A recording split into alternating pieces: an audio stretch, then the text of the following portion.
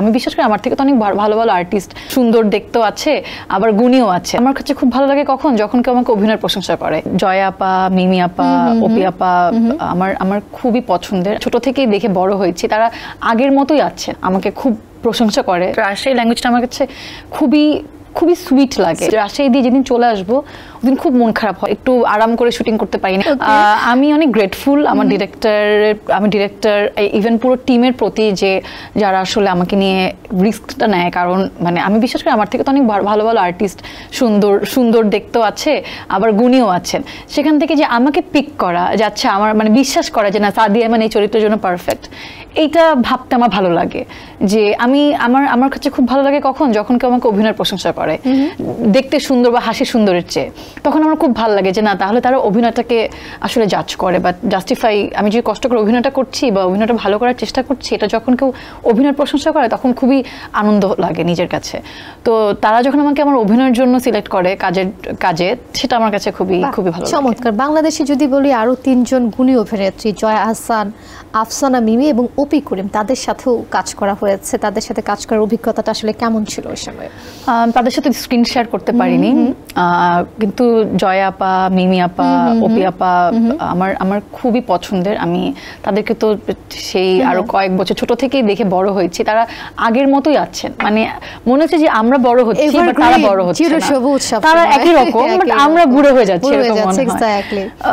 But হ্যাঁ, কাজ করে তো খুবই ভালো লেগেছে। একসাথে স্ক্রিন শেয়ার করা না হলেও আমাদের একই সিনেমায় কাজে যুক্ত হতে পেরেছি। যে সিনেমাতে জয়া আপা আছে সেই সিনেমাতে আবার অপি আপা, মিমি আপা তো আমার বড়বেলার চরিত্রে আছে।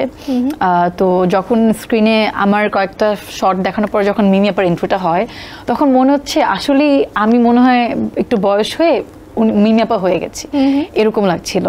আর জয়া আপা, অপি আপাও তো দারুণ অভিনয় করেন।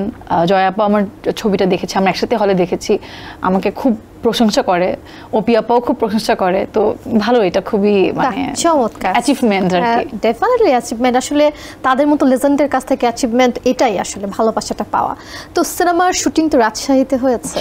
আচ্ছা, তো রাজশাহীতে কাজ করতে যে থাকে না সিনেমা শুটিং এর মাঝে মজার কোনো ঘটনা ঘটে থাকে, অনেক সময় ফ্যানরা আসে, অনেক সময় ছবি তুলতে আসে, কত ঘটনাই থাকে, এরকম কোনো ঘটনা আছে? হ্যাঁ, অনেক মানুষ তো এসেছে যারা জানে যে আমি শুটিং করেছি। মাঝখানে জানতে চাই, তুমি কি রাজশাহীর ল্যাঙ্গুয়েজ পারো? কিছুটা না, রাজশাহী ল্যাঙ্গুয়েজটা পাই না, বাট রাজশাহী ল্যাঙ্গুয়েজটা আমার কাছে খুবই সুইট লাগে। মানে ওনারা এভাবে কথা বলে, মনে হয় যে মানুষকে কতদিন ধরে চিনে, খুব আপন করে কথা বলে।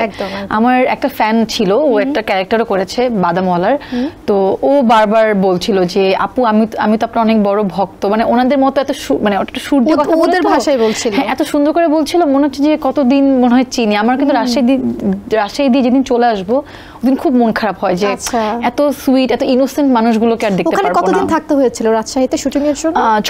6 দিন আমার শুটিং হয়েছে। রাজশাহীতে মজার এক্সপিরিয়েন্স বলতে, আমরা তো মানে আমাদের গল্পটাই এত টাইট ছিল, আমার সৌম্যর পার্টটা তো আসলে খুবই একটু আরাম করে শুটিং করতে পারিনি, মানে খুবই টাইট করে শুটিং করেছে একদম। 6 দিনই টানা 6 দিন ঠিকঠাক মানে সেভাবে সময় আসলে পাওয়া। সেনসেশন ক্লাসিক স্ট্রবেরি ও কফি ভ্যারিয়েন্টে